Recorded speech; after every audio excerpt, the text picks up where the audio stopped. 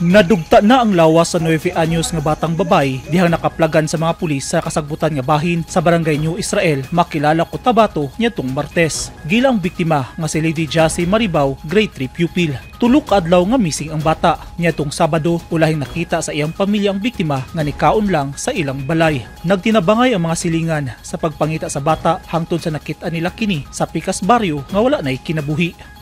Pinaagi na lang sa iyahang amoy, sir. Medyo distansya ko sa akong giagian kay medyo kanal man ito nga porsyon. Nakaingon pa gani ko kung sa ba ito nga amoy dito o baki ba ito o daga. Ito nga wala ko pagtanaw ko sa kanal, medyo limpyo man. Sagbot, anak pa siya. Medyo wala kaayo siya natandog ba. Ito nga niambak ko dito, nituyo ko. O akong hagbas ang kuan maong sagbot. Dayon motor ni lupad ang katong mga langaw nga dagko. Pero unang-una ang katong yung iyang amoy may nakapatudlo sa ko.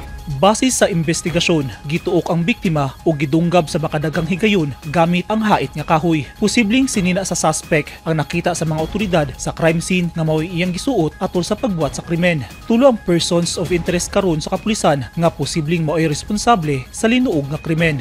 Cause of death niya is nagkaroon siya ng traumatic brain injury, yung private part niya no? So nagkaroon po siya ng hymena cliche, no?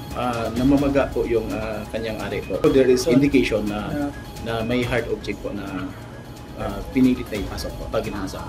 Nagbangutan karon ang pamilya sa biktima, dili madawat sa lola ang gidangatan sa iyang apo. Mo gyud na ang gipangayo sir nga mapadali unta mapadakop nga matagag justisya gyud ang ako nahitabo sa akong apo sir. Mo gyud na gipangayo sa tanan mo pamilya.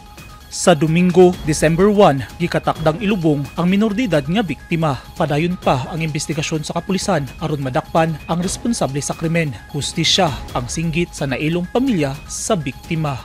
Eugene Hinutan, Newsline Philippines. Stay safe.